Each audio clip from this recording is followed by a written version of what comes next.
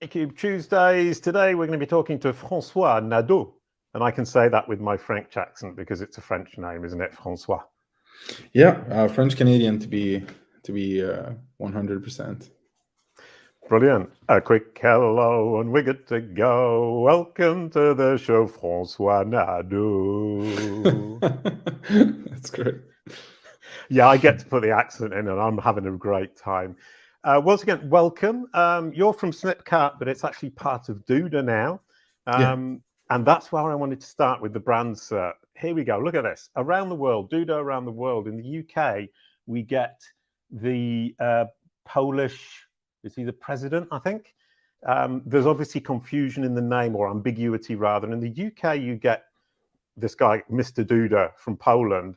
In the US, you actually get Duda's Knowledge Panel. And in Australia, you get Duda's Knowledge Panel, plus a couple of other ones, one of which is a local Australian company. So what I found really interesting there is around the world, Duda can't rely on their knowledge panel appearing in every single country. And it's something potentially any international company would want to take a look at and potentially work on to make sure that they can become the dominant entity and have their knowledge panel in the UK when you search their brand name. Then I got a bit overexcited this afternoon and I copy-pasted Snipcart's About Us page. Now, it's really tiny and you can't read it, but that's a copy-paste of what you've got on your About Us page. I analyzed it using Kalicube Pro's NLP analysis, which is actually Google's NLP analysis. And it identified Snipcart, but if you can see on the right-hand side, it's Snipcart's local office, which is really cool. So it's identified Snipcart from your description, which is already great going, but it's only third in the list of the most important entities in that text that you've written. Then what I did is I added one line at the top that says, Snipcart was founded by François Nadeau and has been acquired by Duda.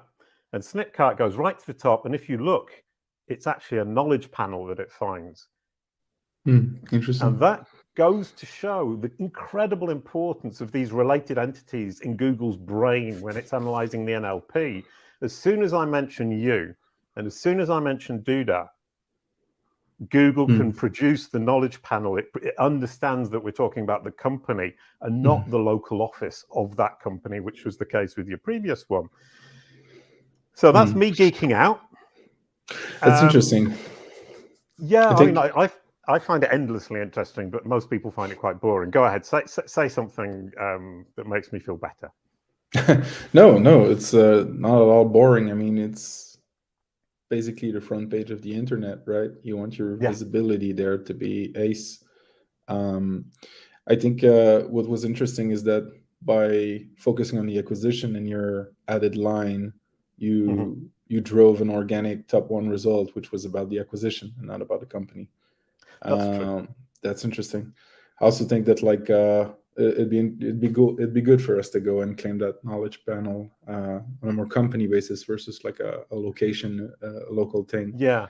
Well, I think kind of a lot of people see the local business listing and think, well, that's my knowledge panel, and it's not. It's a local business listing and it represents your office. And the knowledge panel, the tiny knowledge panel that we see here on this one, the tiny little company thing, that's your knowledge panel. And that's the beginning of a true understanding of Google, or by Google, of Snipcart. And theoretically, if we worked it well, we would then get in the Duda knowledge panel, subsidiary Snipcart. And in Snipcart's knowledge panel, we would get parent company Duda. But that's the kind of games I play, which I really enjoy. But it is really important because if you want Google to apply some of, let's say, Duda's kudos to Snipcart and vice versa, it needs to understand that relationship explicitly. Yeah, no, that's great. I think I'm gonna send you a check for consulting as soon as we finish the recording. 5 minutes of consulting. Brilliant. But before we start the conversation, which is going to be all about From SERP to M&A, the 8-figure ROI blog post, first of all, you had to explain to me what M&A was. Then I got it wrong and said it was 7 figures, and it's actually 8 figures. And it's basically this idea that SEO-focused, top-of-funnel thought leadership pieces that can lead to amazing business opportunities. And I'm incredibly interested in that. And we're going to start with your incredible business opportunity, which was the acquisition by Duda. Really quickly, before we get going, Kalicube Tuesdays, we're produced every week in partnership with Wordlift, who are an amazing AI tool for building internal knowledge graphs to communicate them to Google for better SEO performance. And the headline sponsor this week is ourselves, Kalicube. And we are a company that offers 3 solutions for your brand SERP. Number 1, beginner, you've got the brand SERP book. It's behind me here, so you can read that. Intermediate, we've got the brand SERP courses where you learn all the tips and tricks I've got about brand SERPs. And the advanced is a SaaS platform, Kalicube Pro, that I just showed you earlier on to figure out how to find the knowledge panel for Snipcart. And in fact, that's how I tracked Duda to understand that it was being shown differently around the world. So a bit of self-plugging there. When you don't have sponsors, sponsor yourself is my motto now.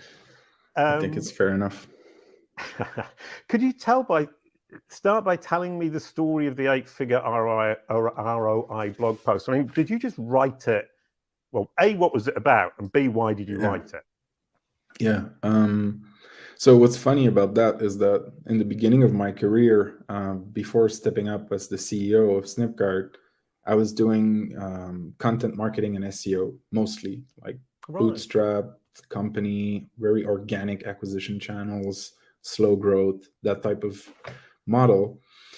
And eventually we grew and we hired a small marketing team, and I wasn't the one doing the content anymore because I had other responsibilities. But the last blog post I wrote in this kind of transition was that one from the episode title, and it was about headless e-commerce. So the goal was just to let people know whether they're developers or companies looking into, expanding e-commerce efforts, making sure they understand what that paradigm is. What is headless e-commerce? Yeah. So I think the most simple way to explain it is a decoupling between the front end. So what you and I as end customer experience as a store UX, a decoupling of that, and the back end. So what merchant use to manage data, orders, products, inventories, whatever you want to call it. So there are a lot of traditional e-commerce solutions that are doing a coupled model where you'll manage your products, orders, customers inside of a given platform, and that same platform will let you create store pages, product pages, a cart, and all that stuff. The benefit of headless e-commerce is that it really allows you to untie your data, your e-commerce data, from where it lives, from different front ends. So as you know, performance has become a crucial issue for e-com.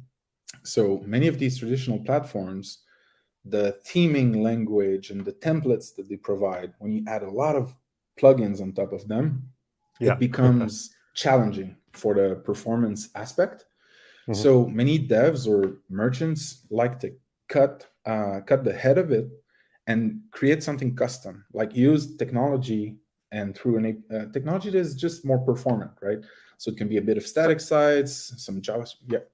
Yeah, so I mean, basically, you're just taking the frame of the website and then injecting the e-commerce chunk into the middle of it. Exactly. And it becomes completely independent, which is what you're now doing with Duda, is that you can just chuck an e-commerce lump into your website, as it were, and it's actually separate from your website. So when you mess with your website, you don't mess up your e-commerce store. Yes and no. With Duda, we're doing something a bit more native. We can talk a little bit more about this if you want later. But yeah, like the two main advantages of headless e-commerce is, one, you can really create something that is dedicated to performance in the front end and just connect your data in it. And two, you can have multiple touch points. The same data set inside your backend, whether it's a Shopify headless, a commerce layer, there's commerce tools, there's a bunch of them, right? Mm-hmm. The same data set can be pushed into different front-end touch points. So think about a mobile native app. Think about like a POS, a screen, like a smart screen. Yeah, and this makes me think about what Wordlift are doing. Is basically they're saying we want to build an internal knowledge graph of our business, and the website is simply a representation of that knowledge graph. And we can use that knowledge graph to represent our business in different places, on different platforms, but also within our organization to present that same knowledge graph of data in different ways to different people in different perspectives, and not make the website the representation of that. Sorry, not make the website the foundation of that data. Make it simply one representation of that data. Would that sound like a fair comparison? I think it does. I think it. Oh, sorry. Just give me one sec. It's okay. So, I was talking about Wordlift because we talk a lot about this idea. Hello to the dog. This idea of having a knowledge graph that is actually kind of a part, and the website is simply a representation. I'm a very big fan of saying we have a company that is a brand, Snipcart or Duda, and the website is simply one of the representations of that brand, as opposed to the huge thing that in SEO we tend to think it is the most important thing. Yeah. The most important thing is actually the brand. So carry on now that the dog is calmed. Yeah, I apologize. It's okay. So, you know, the whole thing about this headless paradigm is that now you need a lot more portability in your data, right? As you scale as a business, while time passes, technologies evolve and your needs change, right? So considering that, if you have a headless decoupled model, your data set can stay the same, and it can be pushed into new technologies that are emerging, or if you need to change your actual e-commerce provider, it can be a bit easier. Because sometimes you'll see like this is especially attractive for e-commerce operations that scale. And now performance is not only a nice to have, it's like it's millions, it's hundreds of thousands of dollars, depending on your volume of transactions. So by having your data decoupled and being able to push it in different storefronts, different front-end touch points, it's really helps. So yeah, I think it was a fair comparison with what you said. Right. Yeah, I mean, I'm sorry to come back to something else. That's really kind of interesting because with Kalicube Pro, I built the whole thing, the front end and the back end. And then I realized that I couldn't keep building the front end. It was too much work. So I got a thing called Metronic, and it's basically a dashboard template framework. And what I figured out, and I think I actually built Headless without realizing it, because I got their framework and then just dropped my application in the middle of it. And it worked. Literally, it took me about a day to do. That was luck. It wasn't planning. But now you explain it, I kind of think, yeah, I've actually done that. And if I'm careful, I could actually push more along that line. And the scalability of Kalicube Pro is going to be much, much easier. So, brilliant. So you gave me an amazing idea. Thank you.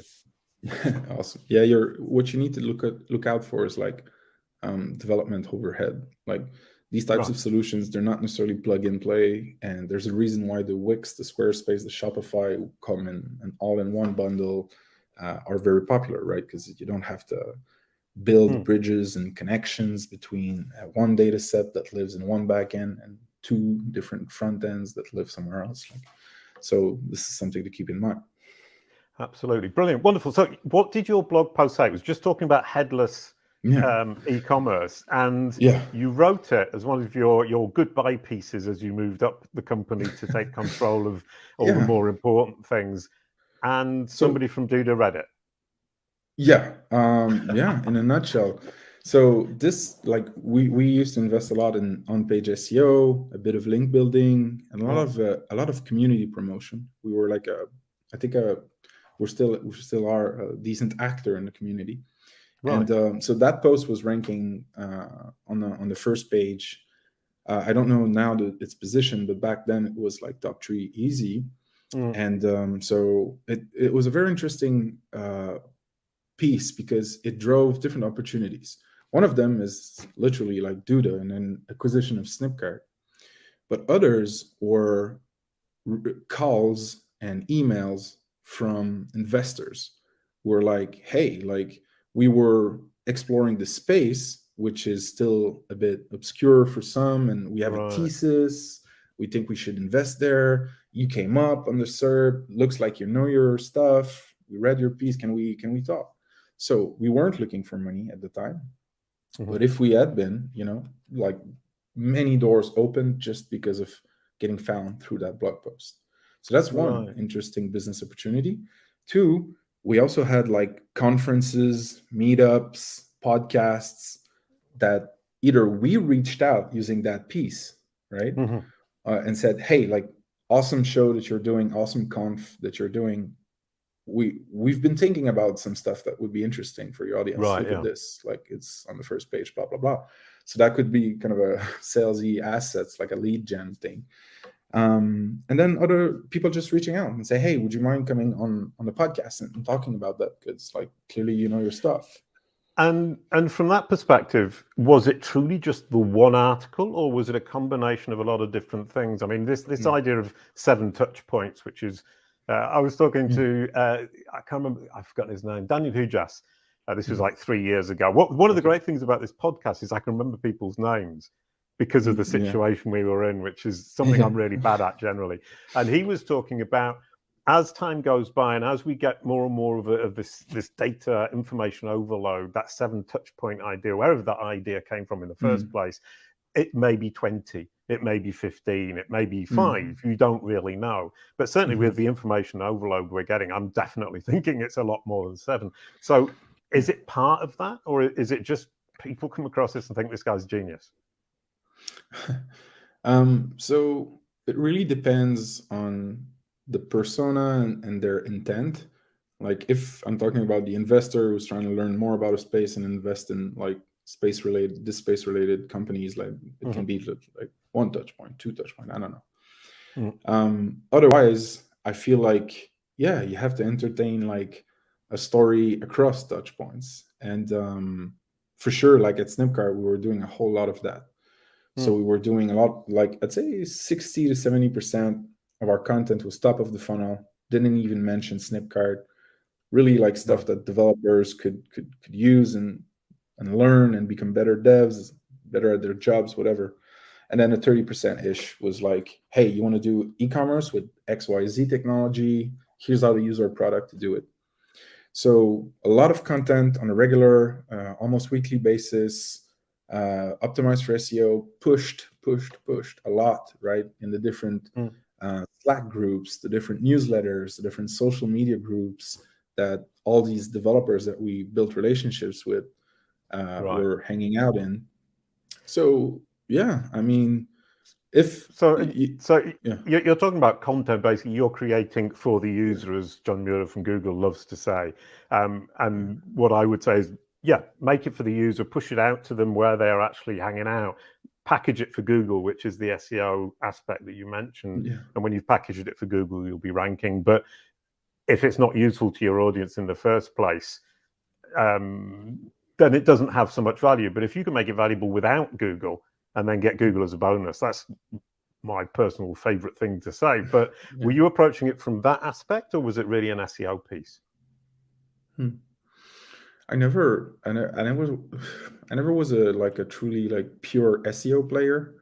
I always cared about what we're saying as a company and if it's useful or not. And when I was a kiddo, like starting my career, my initial SEO mentor, he told me like, listen, dude, like there's a golden rule, which is UX, like as a broad term, over SEO. Like if you're in a bind and you're not sure, like, should I optimize for that? Should I add this paragraph? Should I build this link? And you feel like it won't contribute to the user experience that is consuming content, engaging with your brand, drop it, forget it. Like prioritize. Sorry, no, but just really quickly, we've been using Microsoft Clarity because I had Ravi on the show a few weeks ago, and he got me to try it out. And we were really surprised is that we put a table of contents at the top. And what Microsoft Clarity does is that kind of, it's the same thing as Mouseflow, I think it's called, but it's free. Yeah, and what we saw is that with the table of contents at the top, people would read the table of contents And then as they scroll down the page, you see them skipping the parts that presumably they found not interesting from the table of contents.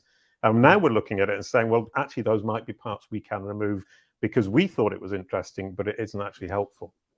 I think that's interesting. I think you should like definitely track your rankings though, right? Like Make sure you're pleasing if you're removing like strips and sections, like just make sure both the users and Google still love it. It's a tricky balance. You're so reasonable. I just go right off and try and just change everything to see what happens.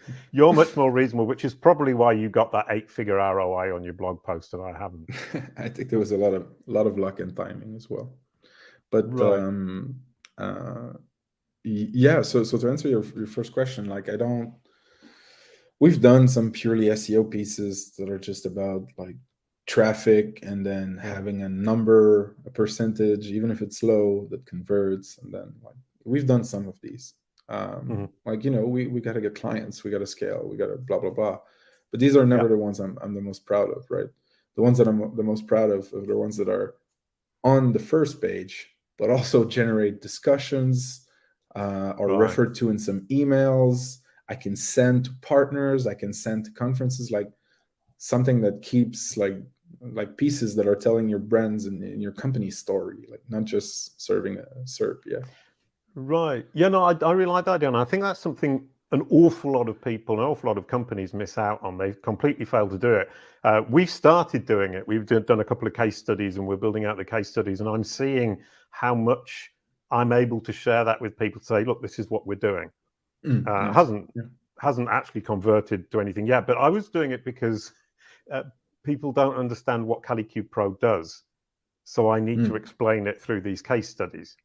And you're encouraging me to just keep going with that because I have to communicate and I have to be able to say, just go and read that article. Yeah, I think I think it was Animals, the content marketing service agency, whatever. I think there was a blog post a few years back that was saying, treat your blog and your content like as a library and not as a magazine.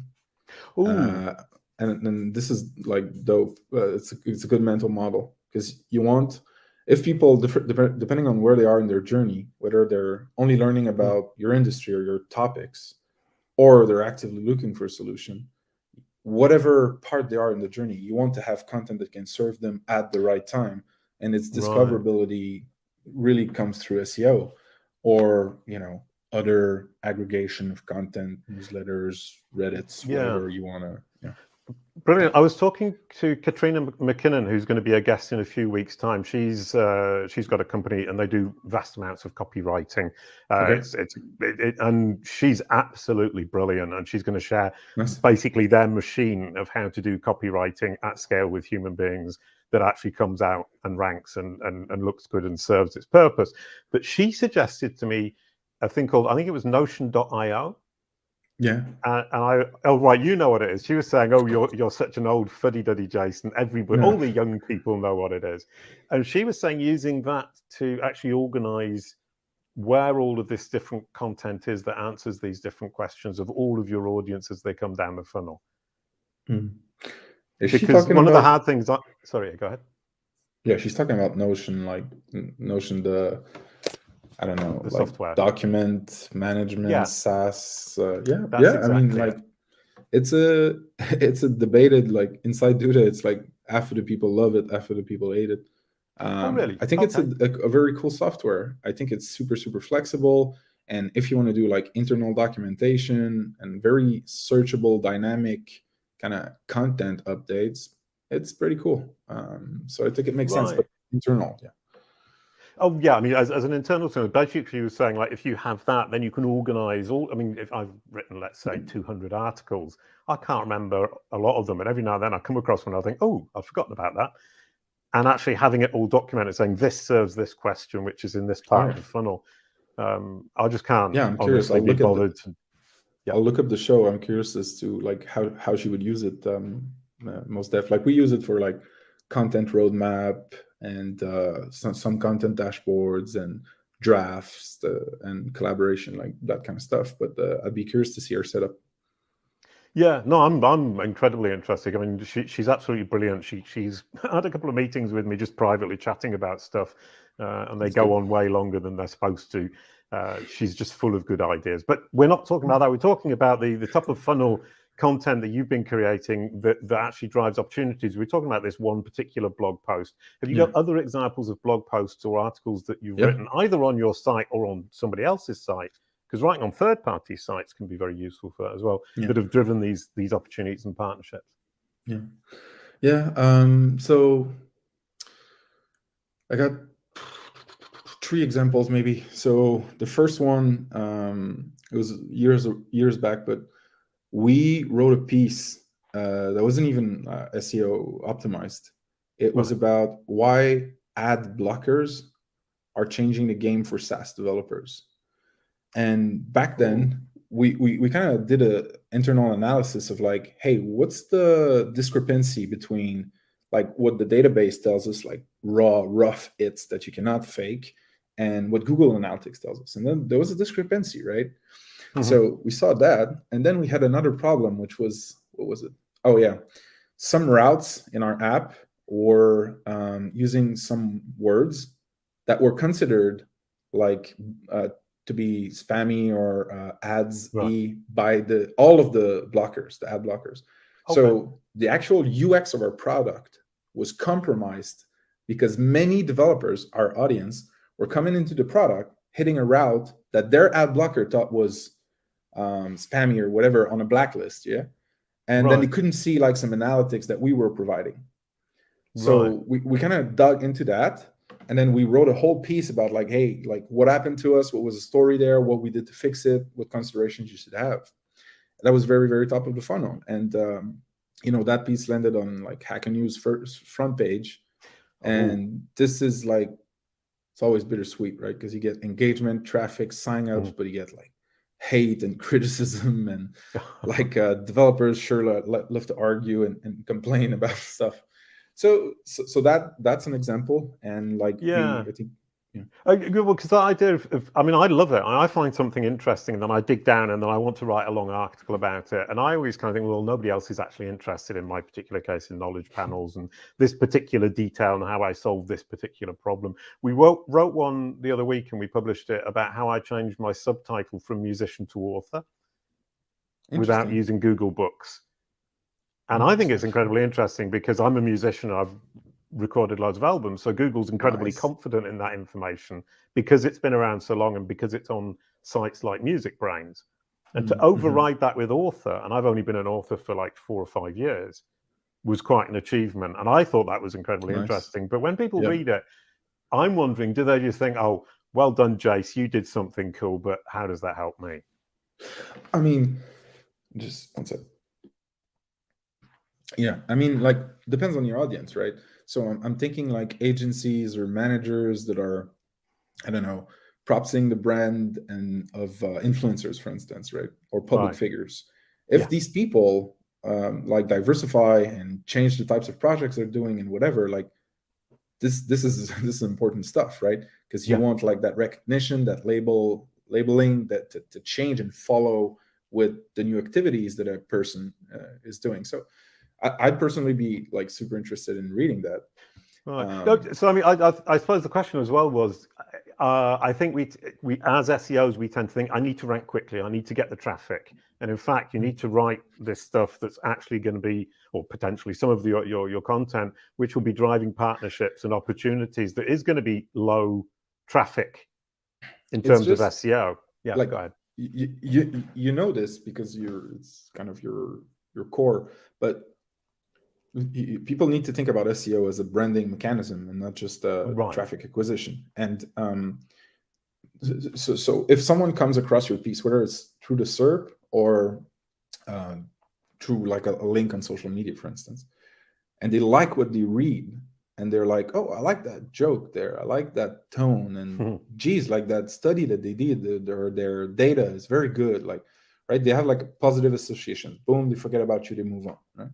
But next time around, when they come on a SERP and they start searching for stuff, and maybe it's wherever it is in the funnel, and they see -Snipcart, -Duda,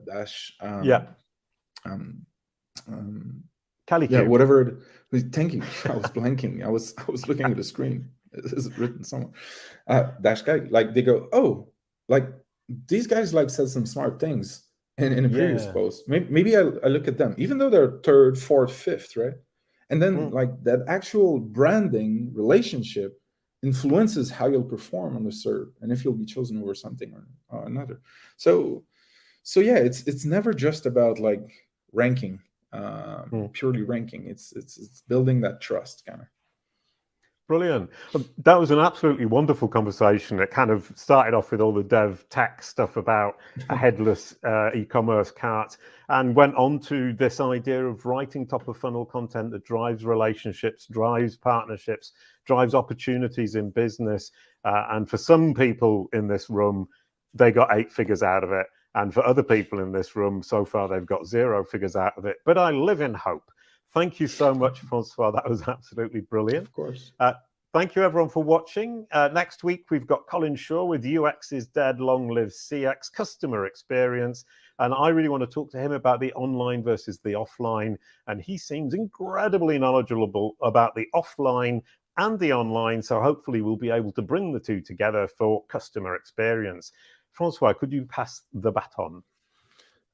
Consider the baton passed. And Colin, I hope you do a great job next week.